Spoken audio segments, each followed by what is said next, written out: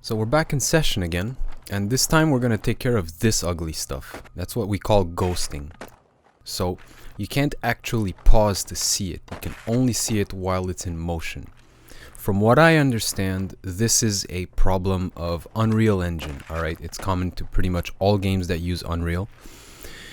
And you will run into this visual problem when just any Unreal game is running at regular speed. So that means in order to fix it, you want to slow down the gameplay. As you can see, if I just hold my trigger gently, you don't see any of that business. But if I go faster, then you start seeing it a whole lot. Here's a clear disclaimer.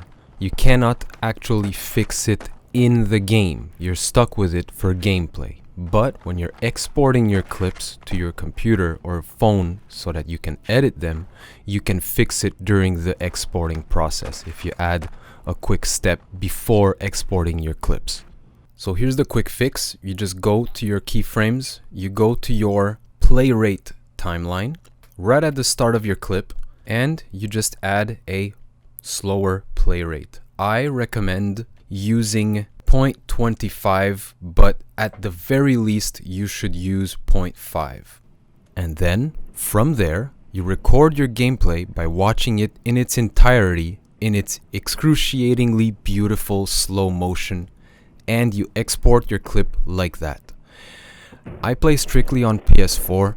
If you need help with how to export your clips to your PC or your phone, or if you're getting an error message during your process, I made a quick guide in another video that I'll put in the description for you. So now, by exporting your clip in all its slowed down glory, not only do you remove all the ghosting, but you also have a nice crisp 120 frames per second to work with on your computer. And the best part is, depending on which software you edit on, you can actually use this clip to make very clean, gradual slowdowns and speed ups like this without the clip looking all choppy because of limited frame rate. Now, I know you can set in slow motion with keyframes in Sessions Replay Editor, but once you export your clips, then you're stuck with the exact moment you set your keyframe for your slow motion, and you can't really work around it. So doing it this way and editing it on your computer gives you much more freedom. You get to choose exactly when the slow motion kicks in, exactly when it stops, and it makes it much easier to synchronize popping and landing with the music that you're editing to. Look, here's an example.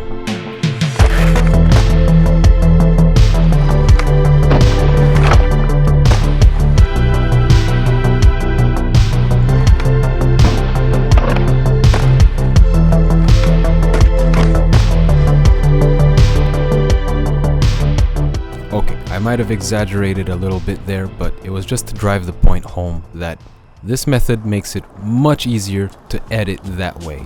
I'm sure if you look hard enough, you can even find free phone apps that will let you edit your clips this way too. So eventually what this all leads to is, after you brush up your editing skills and you end up knowing where you're going and what you're doing, the quality of your final montage becomes directly proportional to the amount of effort and time you put into editing. And that is where it's at, folks. At least for me, that's where it's at. Total creative freedom and living the dream vicariously through this video game. Going out, filming footage, getting sick tricks, coming back and editing it, and making it all into a sick part. Truly living the dream. I love this game for that.